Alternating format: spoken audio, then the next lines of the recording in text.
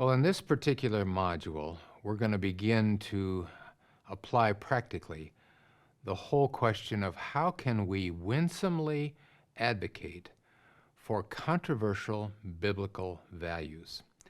And I want to start with the values that have to do with the beginning of life. And as I start and go into this, I do want to lay out a couple of important goals ahead of time. First of all, I think it's important that we recognize that our goal isn't to win the argument about abortion, because we're not going to do that. Rather, I would suggest that our goal is to gently challenge the presuppositions of the pro-abortion person or persons that we're talking to. Not even necessarily change those presuppositions in the midst of that conversation, but just to gently challenge them so that when they leave the conversation, they are thinking about what we have said, what you have said, and maybe with the Spirit's help, they will begin to question their own presuppositions and over time maybe question their whole involvement in the abortion debate. With that, it's important to also remember Paul's admonition to Timothy, because we need to be careful in choosing when is the right time to enter into these conversations. And if you look at 1 Timothy 6:20, Paul writes to Timothy and says, "Avoid the irreverent babble and contradictions of what is falsely called knowledge, for by it some have swerved from the faith." So this is a warning not only to Timothy, but also other Christians, that by engaging in these conversations, they may actually be persuaded to the opposite side. In other words, those of us that are on pro-life and wanting to talk to pro-abortion, if we haven't thought carefully enough ahead of time and developed our arguments enough ahead of time, we actually could be persuaded to join the pro-abortion side. And of course, that is an issue we want to avoid. So again, the first goal is for us to gently push back against their presuppositions. And then secondly, we want to try and advocate for something rather than against. And in this case, when we talk about the beginning of life, we want to be advocating for unborn life as much as possible rather than against abortion. And so in order to do this, in order to prepare ourselves ahead of time, I want to take you back and remind you of the three levels of thought that we have. We have, again, the foundational level, which is presuppositions, the ground floor level, which is principles, and we spend most of the time in the second floor level, which is where we spend our time in our daily conversations, 95% of the time. But if we're going to engage in these very important discussions, we need to have spent time in both the principle and the presuppositional level to get our arguments in line. So the other thing that we want to avoid doing is reacting to someone who is coming at us with a pro-abortion question or issue.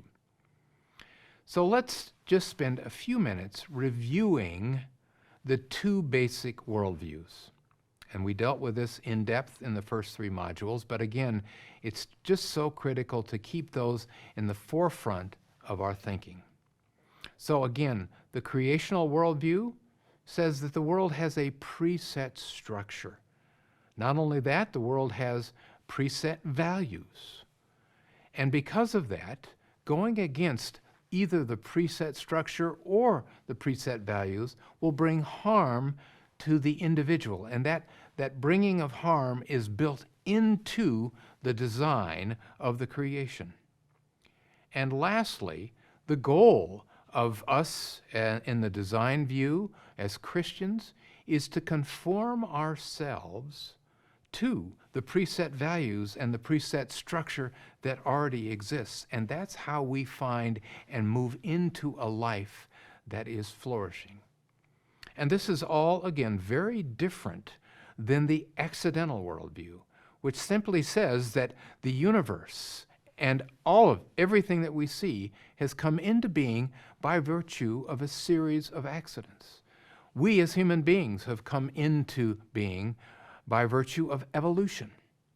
Therefore, within the accidental worldview, there is no inherent value system. Now, humans can create a value system, but there's nothing that's inherent, and it's all going to be relative. Because the world consists of raw material, atoms and molecules. So instead of the goal being to conform to the pre-existing values and preset structure, in the accidental worldview, the goal of human beings is to make use of the raw material, the atoms and molecules and life, whatever they look at, to make use of it in a way that brings them the maximum amount of pleasure and gets them as far in their life as they want to do. So they create, in essence, the life that they want. Now let's just spend a few minutes then bringing that down into the specific issue of the beginning of life. How does each of those two foundational worldviews approach the beginning of life? Well, we're going to find that they're going to do it in two very different ways. First of all, the Christian worldview is going to look at life as having utmost value, and therefore it's going to be critical to define when that life begins. And therefore, the vast majority of Christians will define the beginning of life as conception. And that's the way that the vast majority of embryologists and scientists really would define beginning of life. But it's interesting that those with the accidental worldview, they don't look at life as in as high a view as we do. It's not as sacred, and so therefore defining the beginning of life is not as important. So in your conversations with those that adopt at least a pro-choice or a pro-abortion worldview will not have necessarily thought all that much about the question of when does life begin. And if they have an answer for that, it's typically based on some type of function, maybe reaching a certain functional level within the uterus or along some other line of thinking in a similar fashion. The difference, again, is that in the Christian worldview, we view life as sacred. We are all created in the image of God. And because life is sacred, it's critical for us to define when it begins and to also protect it. But to those who have adopted an accidental and pro-abortion worldview, life is going to be viewed as something that is important, but not necessarily sacred, certainly not of greater value than the autonomy of the woman. So in the Christian worldview, unborn life, because it is life, takes absolute priority. Whereas in the accidental worldview, it's the mother's needs, it's the mother's autonomy, it's the mother's life, her decisions that take priority. So what that will do, that difference in worldview assumptions between those two basic worldviews, will then create a certain likely presuppositions from those coming from the pro-abortion side. Again, they will say that unborn life has a lesser status than the woman's right to choose, than her body. Personal autonomy is what is going to be sacrosanct, not the life of the unborn child. And therefore, banning abortion or any attempts to block access to abortion is going to be seen as an affront to personal autonomy and an affront to their position, and actually often an affront to them personally. And so they will look at us, those who come at life from a very different perspective, as woefully misinformed. We just don't understand the importance of autonomy, and our views are totally off the mark. Now, we need to understand that there is logic behind the pro-abortion view, but the logic is built on false presuppositions, which is why our goal is to gently challenge those presuppositions. So let's imagine that you are in a conversation with a friend, a colleague, and maybe a relative. that brings you the question, or a variation of this question: how can you possibly support bans on abortion that take away a woman's reproductive rights? Now, they may say it in all kinds of tone, accusatory or whatever. And again, that brings up the point that it's very important for you to consider, is this a time that you want to dive into this conversation? Is it being asked in an environment that allows further discussion? And is it a question that is really more rhetorical rather than inquisitive, that you have little chance of changing their presuppositions? It may be that you're not really sure, and you wonder, how can I find out? Is this a rhetorical question solely, or are they really asking because they want to know my position? Well, I'll give you a couple of options of ways to respond. First of all, it's important to remember the words of Jesus that we do not want to give dogs what is sacred and do not throw our pearls to pigs, which he gives us in the Sermon on the Mount in Matthew 7, verse 6. So if you're up in the air about how to respond, one way to simply comment is to say, I look at the world very differently than you do, and would be very open to discussing my view when you're ready. Or an alternative response might be, it's clear that you and I are coming at this question of abortion from very different places. And when you're open to it, I'd really love to sit down and share my thoughts with you. And that's a good way for you to get a response from the other person as to their seriousness about dialoguing on the issue of abortion. What we want to avoid is to give out a reactive response, which would come out of our second story. And this will shut down the conversation. And some examples of reactive responses would be, there is no such thing as reproductive rights. I believe that's a truthful statement, but it's not going to carry the conversation very far. Or we might say, what about the rights of the unborn baby? Again, a valid response, but not going to be winsome and carry the conversation further. And then probably one of the worst that we might say is, how can you support the killing of unborn children? That will shut down the conversation very quickly. So, what would be some examples of ways to approach this conversation, the essence of this question of why we would oppose abortion, in a winsome fashion? And I'm going to give you several of my suggested comments, and they really are all built on our presuppositions. Again, the goal is to take this from the second story level and get down to that foundational level of our presuppositions, our beliefs, and how we see the world around us. So you could start out by saying something along the line that I believe we are created beings.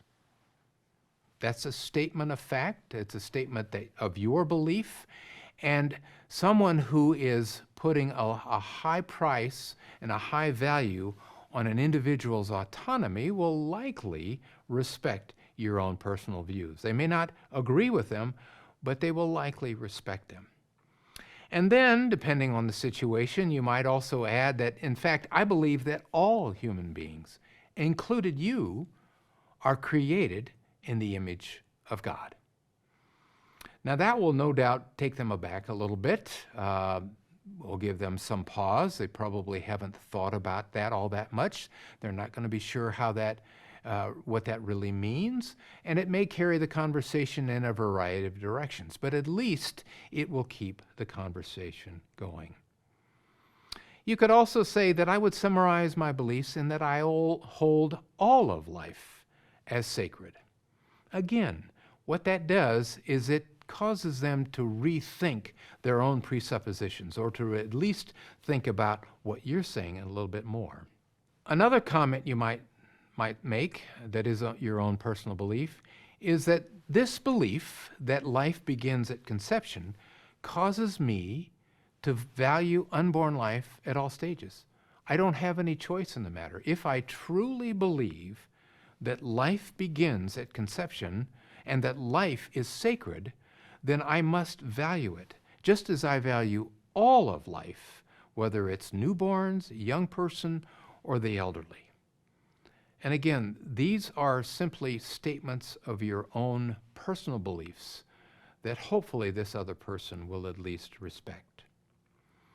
And in this context, this would be a good time for you then to turn the conversation a little bit and ask them the question, when do you believe life begins?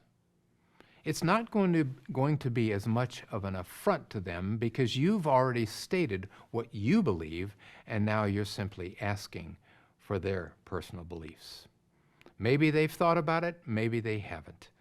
But that's, I think, a good way to begin the conversation and carry it forward. So what I would like you to do now is to stop the video and to do some role-playing with these comments. You can make changes in them, make them your own. You may add different ones, but all of them, I would suggest, should begin with some statement of your beliefs, especially beliefs as they correlate with the issue of the beginning of life. And if you have instances in your life where you have encountered friends, perhaps yourself have been faced with an issue of needing to consider an abortion, I think that it's important to bring those stories in, and the more that you can wrap this conversation in story, the better it's going to go.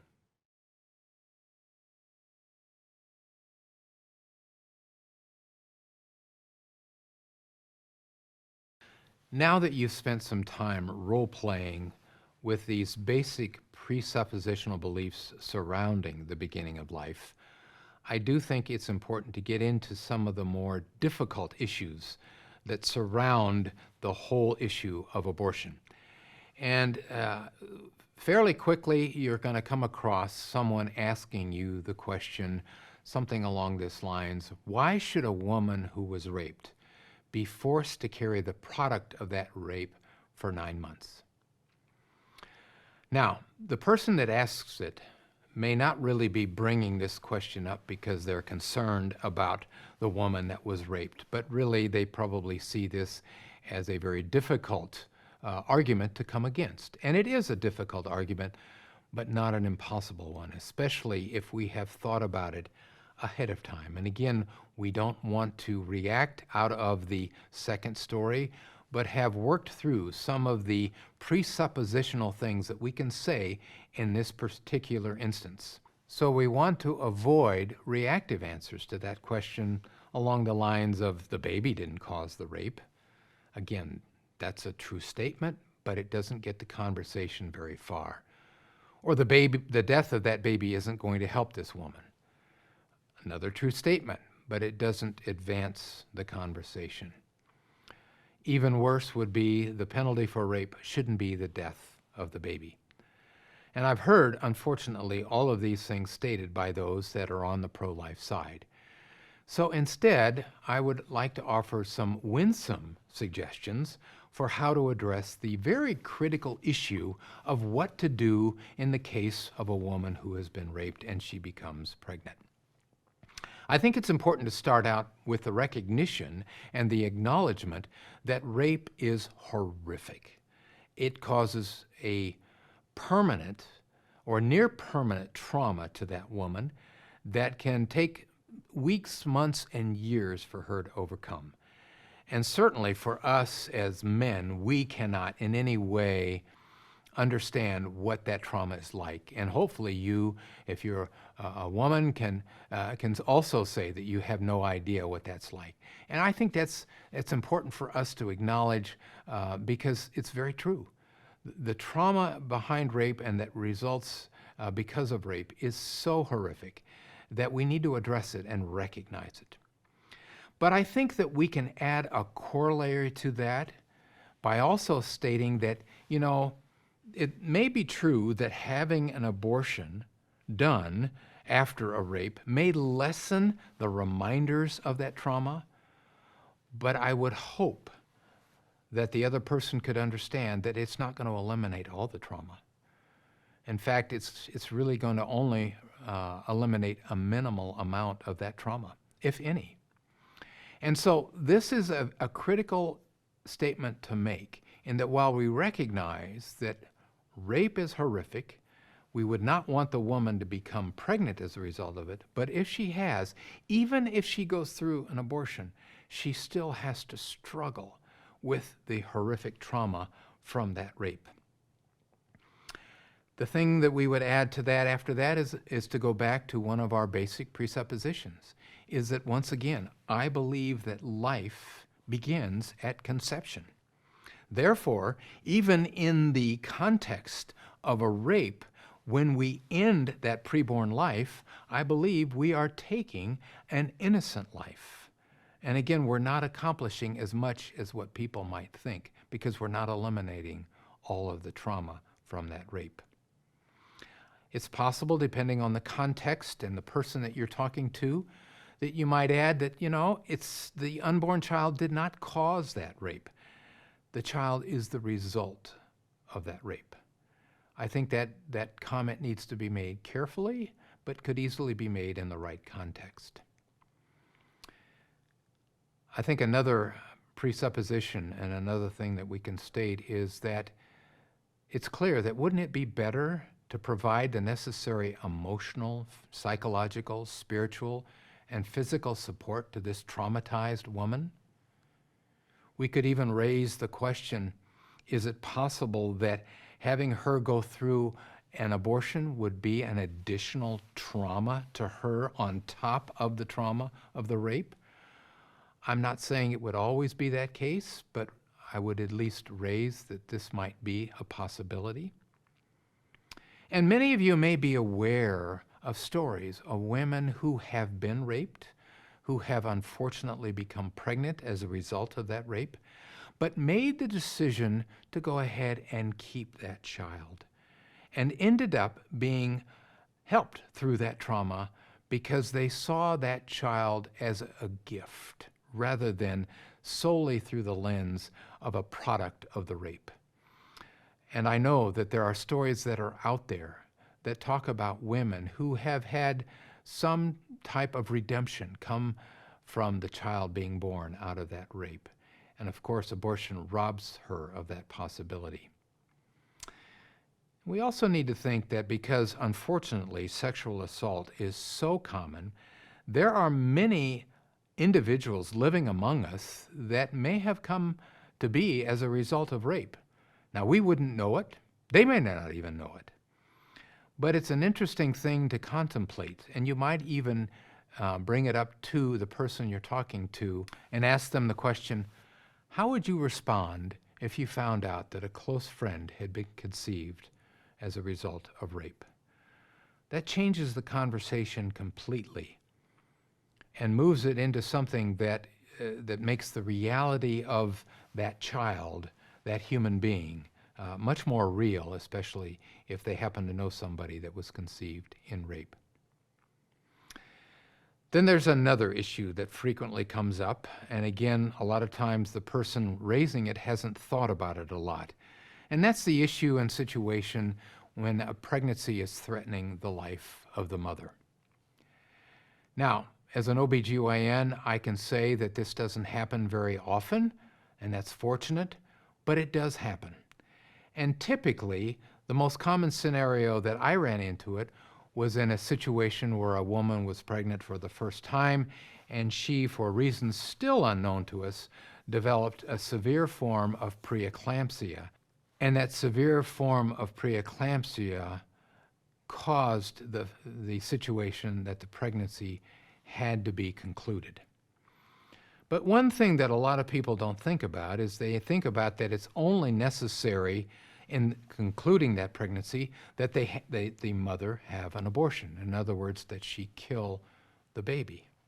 But there is another alternative, and that is to see this through the lens of separating the pregnant woman from that child. And you can do that through a variety of ways. You can induce labor early on, or you can do a very preterm cesarean section to deliver a live baby.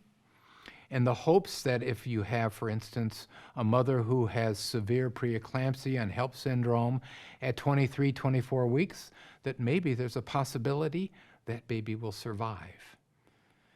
So you can end the pregnancy without necessarily killing the baby. And a lot of people don't think about this. And in fact, there's a whole new field that has arisen that is known as perinatal hospice.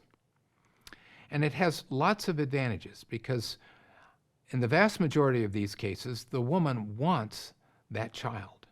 And so it would be traumatic to her to be put into a situation where she has to kill that child. And allowing delivery in one of the forms, either by preterm cesarean section or preterm induction of labor, allows the parents to see and hold that baby, even if that baby is not going to survive. They're better able to grieve the loss of that baby, and it's a much less traumatic situation than giving solely the alternative of having an abortion.